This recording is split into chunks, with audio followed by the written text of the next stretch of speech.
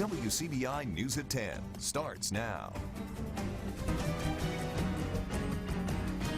Breaking news tonight from the north side of Columbus after police say someone fires shots at a house. Thanks for joining us tonight. This all unfolded just after 7 o'clock this evening in the 700 block of 16th Street North. Columbus Police Chief Fred Shelton says that it appears that no one was hit by any bullets. Chief Shelton says at this time there's no motive for the gunfire.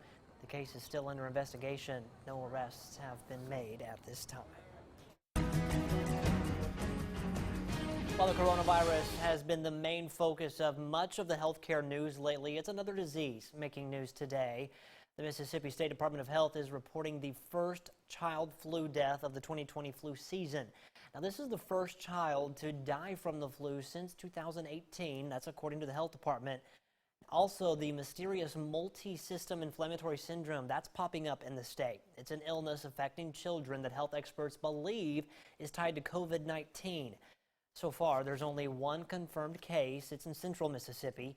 MSDH says that child has been discharged from the hospital. The agency is also investigating another suspected case. As some of the coronavirus-related restrictions are being lifted and more of Mississippi is beginning to reopen, many Mississippi worshipers have been wondering when they might return to their sanctuaries. Courtney Ann Jackson lays out the governor's plan. Governor Tate Reeves says he was getting enough questions that he thought guidelines would be helpful as churches considered resuming in-person services. You're not going to eliminate the risk in our churches. It's just reality. If you bring people back into confined spaces, there are going to be risk. And so what we're trying to do is to lay out guidelines for those individuals that want to reopen. The guidelines are lengthy and include everything from deep cleaning to replacing choirs with solo performers and avoiding passing offering plates. It also suggests limiting attendance to at least 50% capacity. Reeves saying it could mean more services for some churches. If you used to have one service with a couple hundred people, think about having 2 or 3 different services or 4 or 5 different services so that we can spread out the number of people in any one facility at any one time. Reverend C.J. Rhodes pastors Mount Helm Baptist Church in Jackson. They've moved to online services and are talking through what safety measures would need to be in place to feel comfortable going back. You put too many things in place. The question is, well, why go back? If it's going to be so restricted, then why not wait until, say, September or whatnot? And while the congregation hasn't been in the building, Rhodes makes this note. Even in this pandemic, the reality is it helped many of our churches to do more of what the church should have been doing before the pandemic.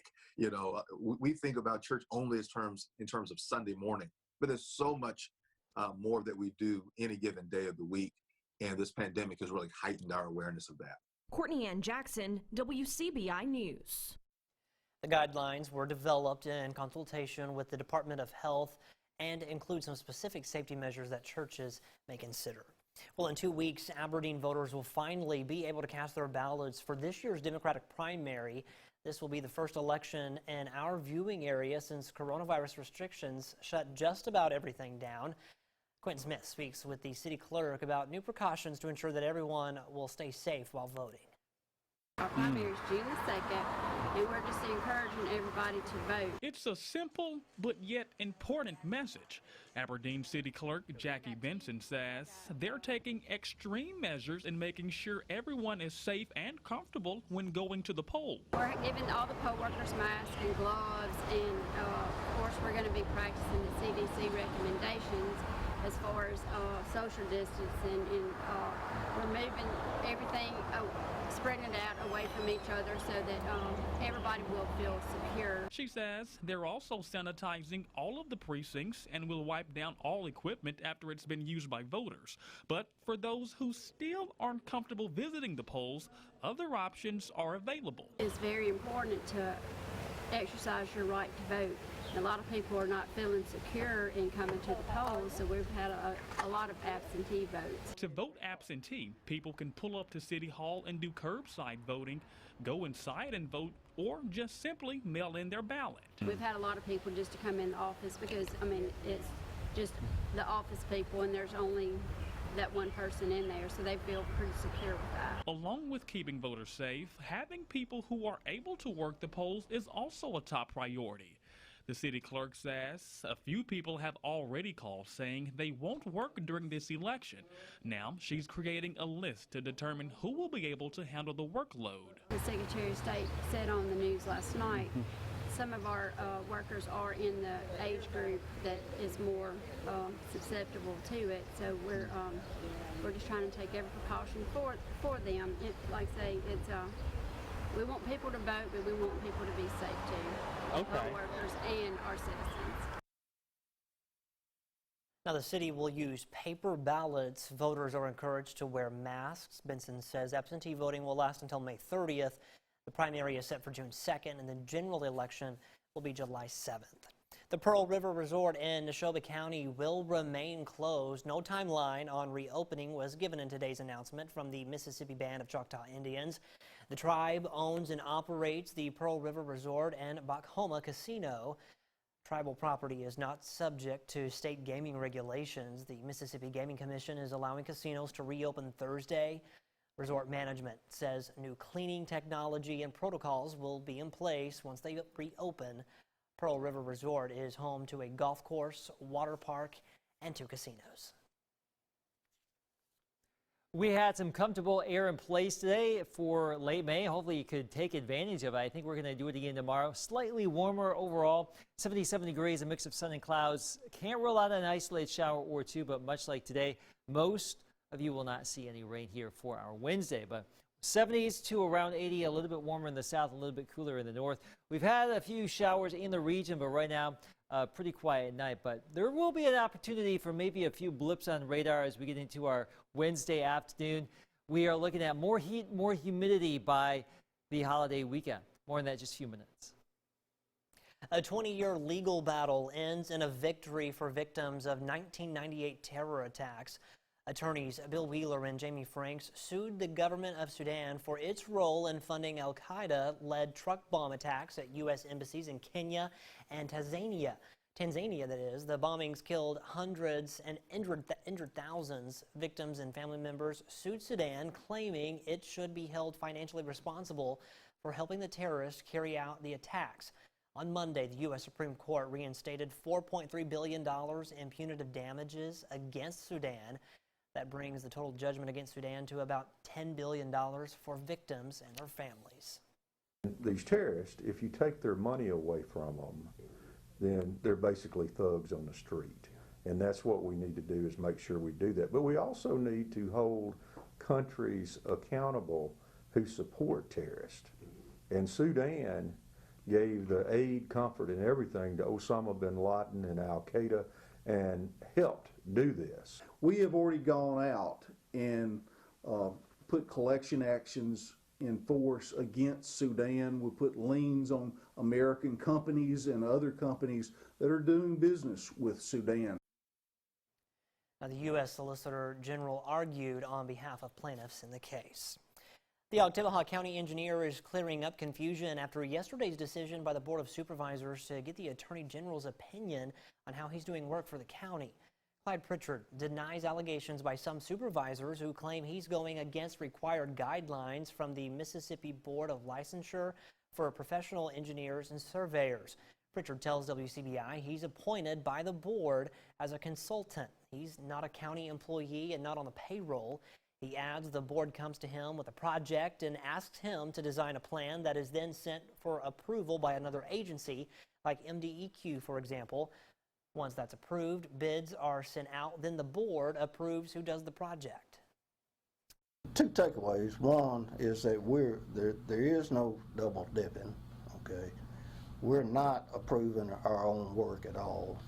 And by and large, any fees that we charge on a project are already set by the state as a percentage of the contract, and that also we don't operate without a board approval authorizing us to go forward. Right now, there's no timetable on how long it'll take to get the AG's opinion. All right, we're going to send things back over to Chief Meteorologist Keith Gibson. Keith, another picture-perfect day for us. Sure was, and great weather this evening, and it's always nice to see a good sunset after one of these great days. Some cloud cover, the little burst of sun right there at sunset. In Houston tomorrow, get ready for a comfortable day. We start out in the 50s, so if you're up early, nice and comfortable. Mid to upper 70s in the afternoon, and we go up from there as we approach the weekend. More on that after the break. Your WCBI First Alert AccuWeather forecast with Chief Meteorologist Keith Gibson. I wanted to start out this evening by showing you some dramatic video we got in from Michigan. Look at this dam breach up here.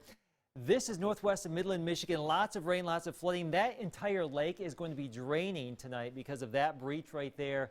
And folks in Midland, Michigan will be suffering some flooding. Notice all of the river flood warnings we have on a map up there in Michigan tonight. So just put that into perspective, considering how much rain we had around here earlier this year.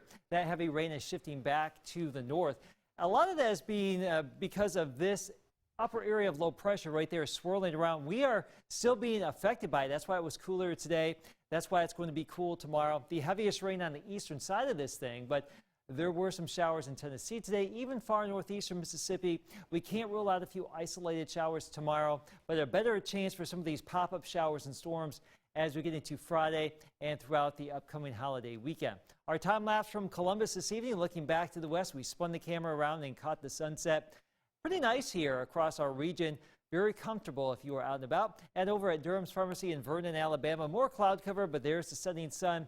A brief burst of color, you can see it right there, but Liz got it right there in still picture form. So some of you saw a nice little burst of color this evening. Our first alert forecast, who do we have tonight? We've got Noel getting ready for a decent day tomorrow temperature-wise. Very similar to today, maybe a little bit warmer. Can't rule out a stray shower, but the big story will be the building heat and humidity. So enjoy these 70s tomorrow and maybe another cool night tomorrow night. As we get into your Thursday, most of us will start to nudge back into the 80s as we get into your Friday. Upper 80s, I think, as we get into your holiday weekend. Upper 80s to around 90, and with that will come some building humidity. So we spoke of that upper low still swirling tomorrow. We will be on the southern periphery of it. Can't rule out a few isolated showers. As we get into Thursday, that thing's going to start lifting away. The wind will become more southerly, so still the opportunity for some pop-up showers and storms here as we get into the weekend. Humidity, dry now. Notice what's going to happen. Wow, it's coming on back. It will be soupy here by the weekend. That's typical for the Memorial Day weekend. Upper 80s to around 90. That's where we're headed. That's the way it usually is this time of year, and that's the way it's going to be this year. Scott?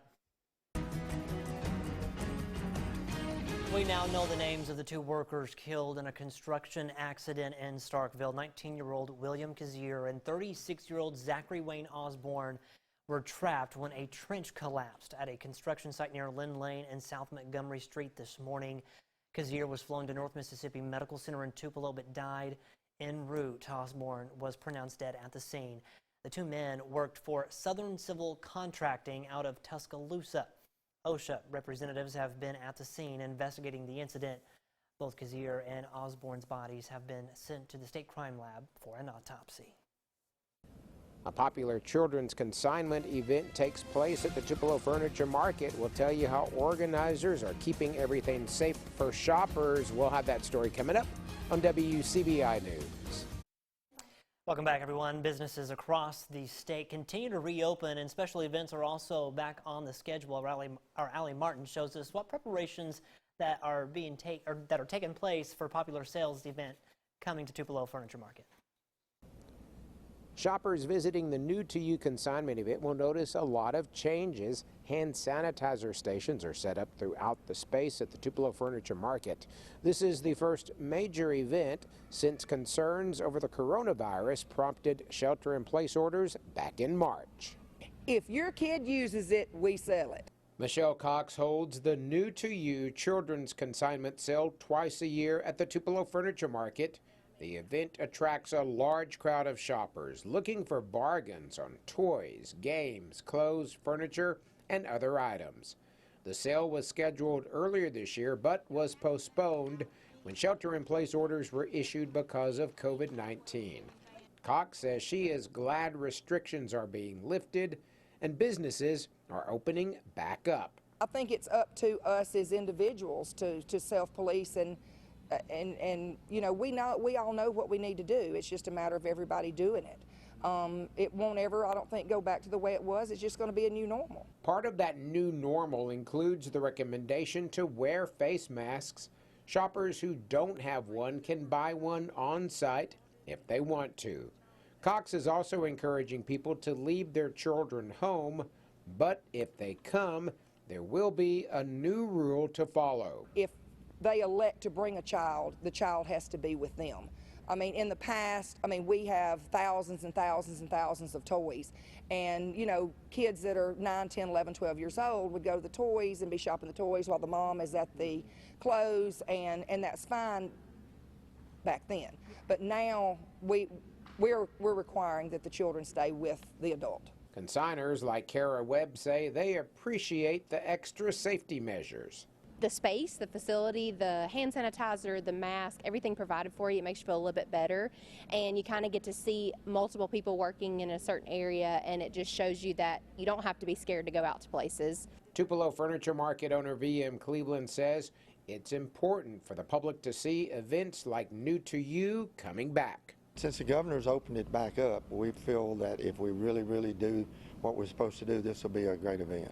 As people check out, there are markers on the floor to keep shoppers a safe distance apart while in line. New to You is always a popular event, and organizers expect a big crowd enjoying some safe shopping this weekend. In Tupelo, Allie Martin, WCBI News. The first pitch of the SEC tournament in Hoover would have been today. We'll help you get past that bummer with some tournament throwbacks coming up next in sports. Your WCBI Sports with Courtney Robb. This week would have been the SEC baseball tournament. Instead of wondering what could have been, how about taking a look back at what was? This week, we're going to look back on some of the most successful tourney runs to happen in Hoover, starting with this classic from 2012. 7th seed Mississippi State versus 5th seed Vanderbilt.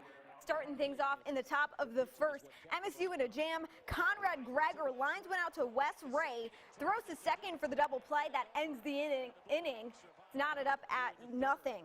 Moving to the bottom of the third, the wild pitch from the doors with the bases loaded brings home Adam Frazier. And the Bulldogs, ladies and gents, up 1-0. Moving to the top of the fourth, Sam Frost robbing Connor Harrell of a base hit to get out of the inning. Moving on into the bottom half, Frazier walked on 4 pitches by Stephen Rice. Slaughter able to come home and score, and the Bulldogs now up 2-0. Next batter, Brent Brownlee, the high fly right into right field. Sam Frost tags up, scores for the Bulldogs. MSU taking a 3-0 lead. Top of the 9th, time to close everything out. Caleb Reed coming on to do just that. Gets help from the defense again. 2 outs. However, Caleb wasn't enough.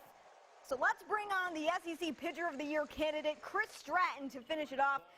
Tony Kemp grounds out into a fielder's choice. And ladies and gents, let's wrap this one up in maroon and white.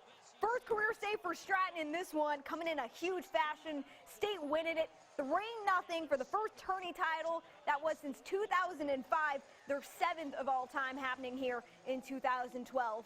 Next up at the plate, Ole Miss set to defend its SEC tournament crown, taking on Missouri. Tigers get on the board first. Austin James with an RBI base hit in the second. That'd be all for Missouri. A masterful day on the mound for Will Etheridge. Rebels get what they need in the 5th. Thomas Dillard, you know he's going to crank this one right out into left field. Jacob Adams scores. The tie ball game knotted up at 1. Cole Zabowski doing his most, giving the Rebels the lead. The base hit right up the middle. That brings Dillard home. Ole Miss up 2-1 the rest of the way. And in to close it on up, Ryan Olenek, the man doing it all for the Rebels. Gets the strikeout to close the ball game. Back-to-back saves. Ole Miss able to pull this one off. The Rebels win 2-1. They would advance on the next day to take on Arkansas, the 2 seed. That's it for sports. We'll have more for you when we come back. Stay with us. We had some 70s today, likely 70s tomorrow, then the 80s return Thursday. And you know what happens this weekend? Heat, humidity, upper 80s, Scott. Memorial Day, the unofficial start of summer, is going to look and feel like it. All right. Thanks so much, Keith. Thanks for watching, everyone. Have a great night. We'll see you right back here tomorrow.